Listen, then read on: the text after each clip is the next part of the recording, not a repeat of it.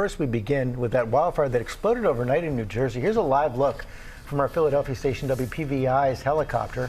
Trevor Auld is on the scene in Ocean County, New Jersey. Good morning, Trevor.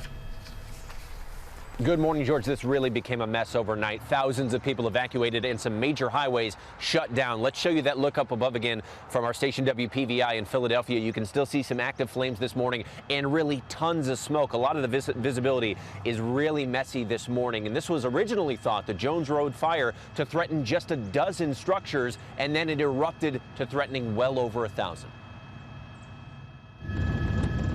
Overnight, a raging wildfire tearing through New Jersey. We're going to have 3 buildings or 4 buildings affected. Are we making a stand? Thousands of residents forced to evacuate in the night. I hope that I have a home to return back to. The Jones Road fire quickly exploding in size, swallowing at least 8,500 acres, and it's only 10% contained. Firefighters battling the blaze, trying to save this building. We're going to lose this.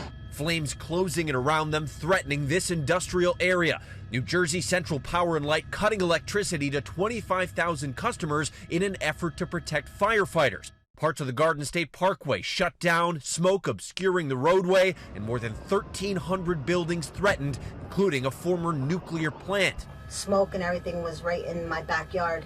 Everything was covered with black ashes. New Jersey Forest Fire Service attacking the blaze from the ground and the air. As the day progressed, it was kind of scary. Should you leave? Should you stay? Michael Farah looking on in horror as smoke filled the sky, the flames closing in on his neighborhood. First, of course, your safety, but what are you going to take with you? Birth certificates, passports. It's just a very eerie feeling. And we did learn just moments ago that those evacuation orders have been lifted. That's positive news, but the power remains out. So a big problem this morning is a lot of intersections like this one don't have functioning traffic lights. You can see the cop cars that are monitoring this intersection, and it's unclear when that power is going to be restored.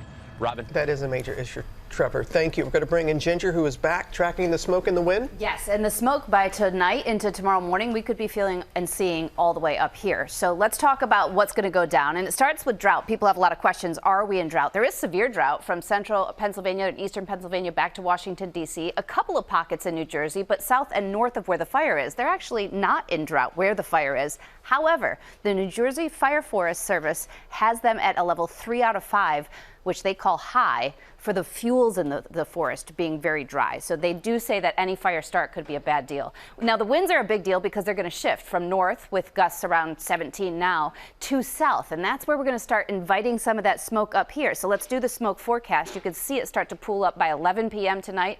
Very highly populated areas, including western Long Island and New York City. That's going to be through the day tomorrow and even tomorrow night. A lot to come. Okay, Ginger, thanks very much.